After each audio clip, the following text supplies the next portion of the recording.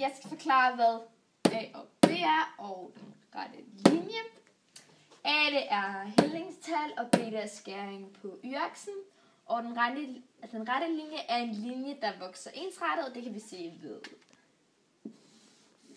det her eksempel her, som er 2x plus 4.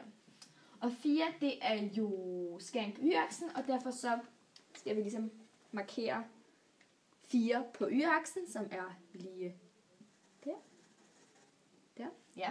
Og så har vi 2x, som er hældingstallet, og derfor så, hver gang vi går 1 ud, så går vi 2 op. Det vil sige, vi går op 6 her, og så går vi 1 ud igen her, og 2 op her. Og det kan man så fortsætte med, så skal vi også lige have ved en hernede. 1 ud. Ja. Og så laver man lige en streg her, og det er så lige.